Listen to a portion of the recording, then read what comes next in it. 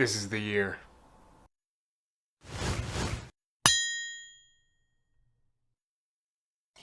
What's going on, ladies and gentlemen? It's springtime!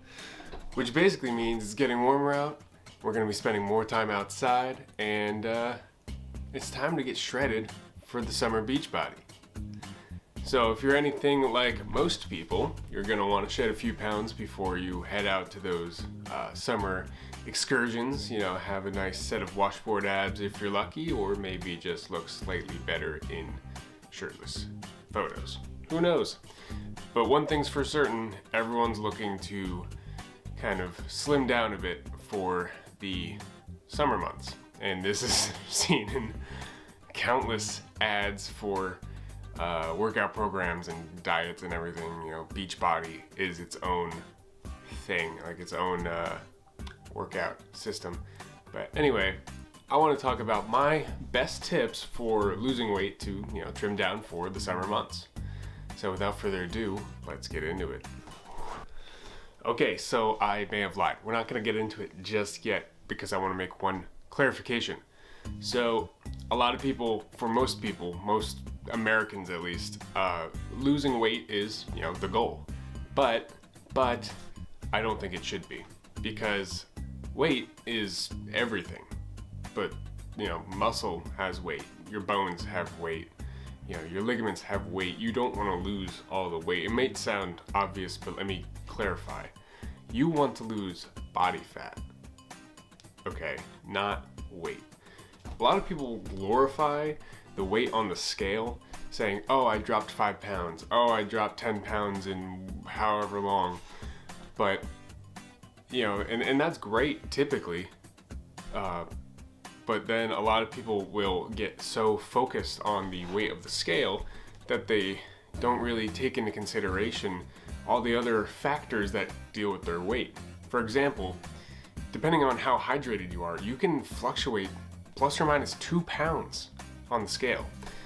So you may be, losing weight, and then you drink some water. You have a day where you just drank a bunch of water, and then the next day you're 2 pounds heavier, and you start to freak out, like, what did I do? Why did I gain 2 pounds? I don't know. It's because your body will fluctuate naturally with weight. So first off, you want to make sure that if you're tracking weight, you're taking a average between, like, say, a week. You take like this week's average compared to next week's average compared to the following week's average. And then generally you want to see that trend going down.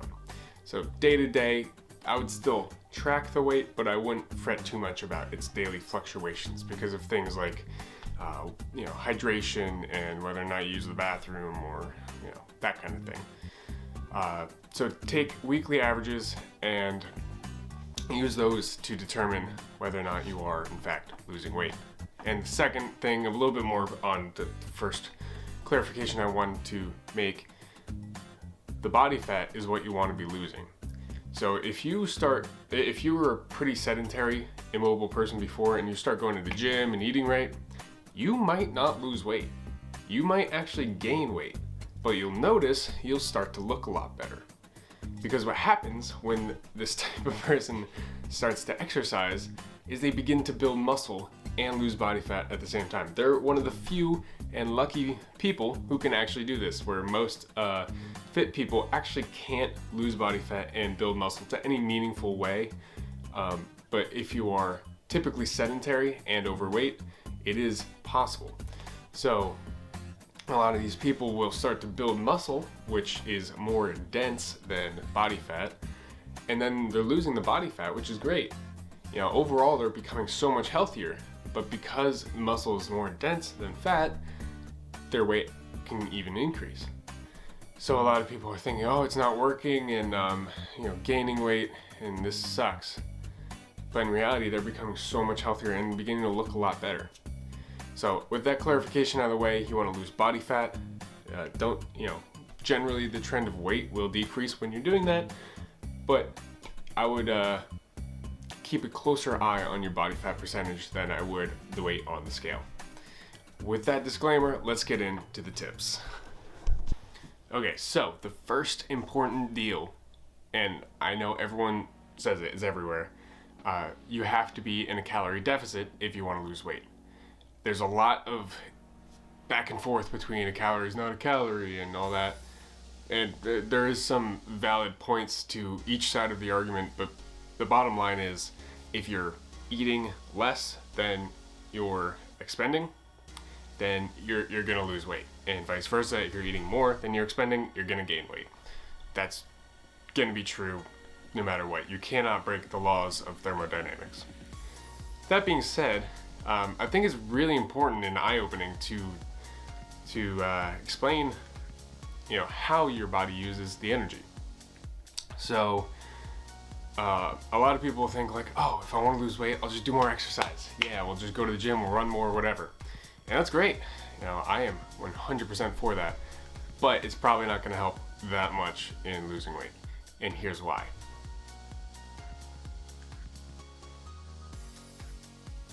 %70 of all of the calories that you burn throughout the day come from your basal metabolic rate, which basically means it's the stuff that your body's going to do anyway. It's the energy that your body requires to breathe, to pump your blood throughout your body, to just exist. To not die, your body requires about 70% of the calories that you burn throughout the day. So that's represented here. So the next largest chunk of calories that your body uses is called your NEAT, your non-exercise activity thermogenesis, which is a big long word, which basically means this is the calories that you burn throughout the day by just doing mundane tasks like walking, fidgeting, kind of just, if you're like slightly jamming to music, just stuff that you're moving around, but you're not actually exercising. Like you're not going for a run. This is just I'm walking from my desk to the water cooler kind of walk. So this is gonna account for 15% of your daily burnt calories. The next group is called your thermogenic effect of food. And this is gonna account for 10% of your daily calories. So this is when you eat food, your body requires a lot of energy to break it down, to digest it, and utilize it for energy. So it's kind of fun that your body actually uses energy to break down the food to get energy. But that's 10%. So that only leaves us with 5% attributed to exercise activity thermogenesis, which is the actual calories burned during exercise. So only 5% of the calories that you burn throughout the day are going to be attributed to going for a run or lifting weights or whatever. It's pretty easy to see that you're probably not going to be burning a whole lot of body fat by running an extra day a week. It is a lot more effective to just decrease the amount of calories you eat, because if you're going to have to increase the amount of exercise you do by a ton to make any meaningful difference in the amount of calories you burn throughout the day. So let's dive into this a little bit closer so we can determine the best ways to lose body fat for the summer. So if the basal metabolic rate accounts for 70% of your total calories that you burn throughout the day, it's really important that we get that one right. So there's not much you can do to change your basal metabolic rate, because that's just the amount of energy that your body expends to keep you alive. To keep your muscle being muscle, to keep your heart beating, to keep your lungs breathing. But some parts of that use up more energy than others. For example, your fat, your body fat, typically just sits there and doesn't require any energy to stay there. And so with all things being equal, it'll just stay.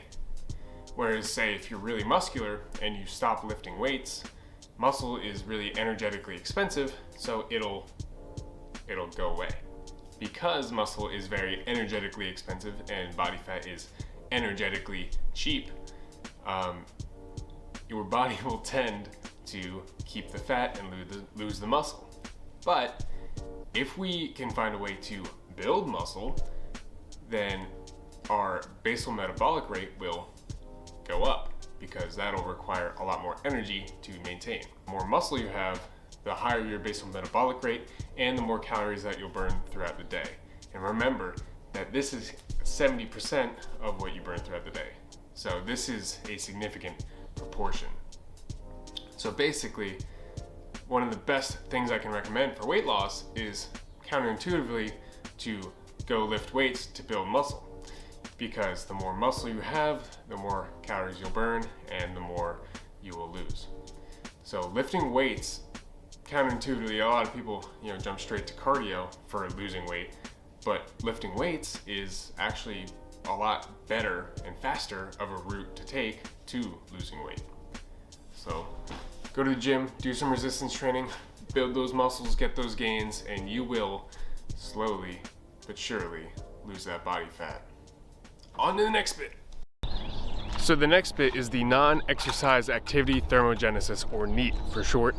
And this is all of the daily physical activities that you do that aren't actually exercise. So this is, like I said earlier, walking to the water cooler or fidgeting your legs under your desk, or just kind of the small movements and interactions that you have throughout the day that aren't really exercise. So this is going to count for 15% of what you burn throughout the day, and that's why this is one of the many reasons why I'm a huge proponent for getting a daily amount of steps in. I usually aim for about 10,000 steps a day, and that just keeps me up, keeps me active, keeps me moving around all day, and makes it really abundantly easy to rack up those calories burned. It's those nice, easy, subtle movements that end up piling up throughout the day. You can have one grueling hour-long workout session and you'll only burn half as many calories as you do if you just walked around sometimes throughout the day. So I definitely am wholeheartedly for just taking daily walks, whether it's just around the block or if you want to go crazy, go hiking in the woods, whatever. It's something I truly believe in. So I figured I'd film this bit while I'm just out on my walk in the morning. The sun is pretty bright. But yeah, non-exercise activity thermogenesis, just move around a bit, fidget your legs, take a walk, and you will burn more calories. So the next most important thing is the thermic effect of food, or TEF for short. This is the amount of energy that your body requires to digest the foods that you eat. So some foods are going to require more energy than others. For example, some sugars and highly processed foods are digested super fast. That's why you see like a spike in blood sugar when you eat sugar. When you eat it, your body has a really easy time digesting it, so it kind of rushes into your bloodstream and spikes the amount of blood sugar, and you get a spike of insulin. And typically that's not something that is correlated with health. Whereas something that's a little bit harder to digest, such as fiber from vegetables, your stomach pretty much has to mull on that for quite some time until it is able to absorb the nutrients therein, and then it gets passed down in through the intestine where it gets processed even more. So basically it just takes a longer time for that food to be digested, and of course requires more calories for that food to be digested. Interestingly enough, things that are high in fiber and high in protein require the most amount of energy to digest. So amongst lots and lots of other reasons why you should be eating a higher fiber, higher protein diet, one of them is that you're going to be burning more calories just by digesting the food that you eat. So if you're trying to lose weight, one simple and really effective way is to just increase the amount of protein that you eat and increase the amount of fiber that you eat, and your body will naturally burn more calories doing that. And lastly, guys, the final thing is exercise. This is going to count for 5% of your daily total calorie burn. And of course that can fluctuate if you exercise a whole lot versus none at all. But 5% generally of your calories burned is going to come from the actual exercise that you do. So this is the run that you go on while you're lifting weights, the high intensity interval trainings. That's going to count for about 5% of what you burn. So obviously, if you do more, you're going to burn more. But compared to everything else that we discussed, it's kind of small potatoes. That being said, I don't want anyone to shy away from exercise, because exercise by itself is one of the best things you can do for your body and for your life. And so me saying that it's the least percentage of the calories burned throughout the day does not by any means mean that I am saying don't exercise. Please go get some exercise. It will do wonders for your body, for your brain, for your life, and you will see it'll make you happier and healthier. So today we talked about how to burn more energy and burn more calories so that you can lose weight. And that's one part of the equation. Like we talked about in the beginning, a calorie deficit means you have to burn more than you consume. And so we talked about the burning more today. In the future, I'm gonna create a video, kind of a part 2 to this, where it's about the eating part. And that's gonna delve deep into a lot of the different, really confusing aspects about what to eat for weight loss. Because if you look at, anything on the internet, it's incredibly confusing. So stay tuned for that, but that's gonna wrap up this video. So stay happy, stay healthy, and let's get shredded for summer. Peace out, guys.